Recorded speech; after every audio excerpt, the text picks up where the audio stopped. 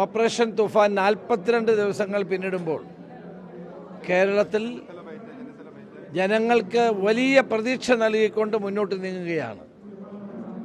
ലഹരി മാഫിയയുടെ പിടിയിൽ നിന്ന് കേരളത്തെ രക്ഷിക്കാനുള്ള കേരള സർക്കാരിൻ്റെ ഈ നീക്കം ഇന്ന് ജനങ്ങൾ ഏറ്റെടുത്തിരിക്കുകയാണ്.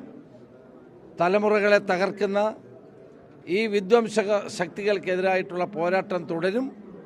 മുഴുവൻ ജനങ്ങളെയും അണിനിരത്തിക്കൊണ്ട് കേരള ഗവൺമെൻറ് ഈ ലഹരിക്കെതിരെയുള്ള പോരാട്ടം മുന്നോട്ട് കൊണ്ടുപോവുകയാണ്.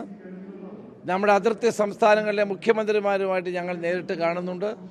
കർണാടക മുഖ്യമന്ത്രിയെ നമ്മൾ കണ്ടു. നാളെ തമിഴ്നാട് മുഖ്യമന്ത്രിയുമായിട്ടുള്ള അപ്പോയിൻമെൻറ്റ് ഫിക്സ് ചെയ്തിട്ടുണ്ട്. അദ്ദേഹത്തെ കാണും. ഇനിയുള്ള ദിവസങ്ങളിൽ ആന്ധ്ര, തെലങ്കാന, പുതുശ്ശേരി മുഖ്യമന്ത്രിമാരെ കാണും.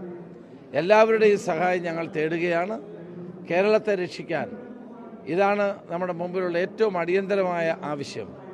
ഇന്ന് അത് സ്കൂൾ മാനേജ്മെൻറ്റുകൾ, അതോടൊപ്പം തന്നെ ആശുപത്രി, അതോടൊപ്പം തന്നെ പൊതുജനങ്ങൾ എല്ലാവരും, അതോടൊപ്പം തന്നെ ക്ലബ്ബുകൾ, സാംസ്കാരിക പ്രസ്ഥാനങ്ങൾ, ഗ്രന്ഥശാലകൾ, അതോടൊപ്പം തന്നെ ചെറുതും വലുതുമായ എല്ലാ മതസംഘടനകൾ എല്ലാവരും ഇതിൽ ഒറ്റക്കെട്ടായി അണിനിരക്കുന്നുണ്ട്. ഈ നാടിൻ്റെ ആവശ്യമാണിത്. തലമുറകളെ രക്ഷിക്കാൻ വേണ്ടിയുള്ള ഒരു ദൗത്യമാണിത്. ഈ ദൗത്യത്തിൽ എല്ലാവരും പങ്കുചേരണം. പിടിച്ച മയക്കുമരുന്ന് സാധനങ്ങൾ മുഴുവൻ എറണാകുളത്ത് നമ്മുടെ കമ്മീഷണറുടെ നേതൃത്വത്തിൽ അടുത്ത ദിവസം ഇത് മുഴുവൻ നമ്മൾ ഇല്ലാതാക്കുന്നുണ്ട്, അത് ഭസ്മീകരിക്കുന്നുണ്ട്. അതിന് നടപടി ഉണ്ടാകും. എല്ലാ ജില്ലകളിലും അത്തരം നടപടികളുമായിട്ട് നമ്മൾ മുന്നോട്ട് പോവുകയാണ്. അതുപോലെ തന്നെ സ്കൂൾ ബസ്സുകളിൽ മദ്യപിച്ച് വാഹനം ഓടിക്കുന്ന സ്കൂൾ ബസ് ഡ്രൈവർമാരുടെ ലൈസൻസ് ക്യാൻസൽ ചെയ്യാനുള്ള തീരുമാനമെടുത്തിട്ടുണ്ട്.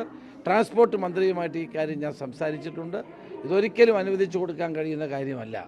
കുട്ടികളെ സ്കൂളിൽ കൊണ്ടുവരുന്ന ഡ്രൈവർമാർ മദ്യപിച്ച് വാഹനം ഓടിക്കുന്നതിന് അംഗീകരിക്കാൻ സാധ്യമല്ല. അത് ട്രാൻസ്പോർട്ട് മന്ത്രിയും ട്രാൻസ്പോർട്ട് ഡിപ്പാർട്ട്മെൻറ്റും അതിനെ ഗൗരവത്തിലെടുത്ത് കാര്യങ്ങൾ ചെയ്യുമെന്ന് ഉറപ്പ് നൽകിയിട്ടുണ്ട്.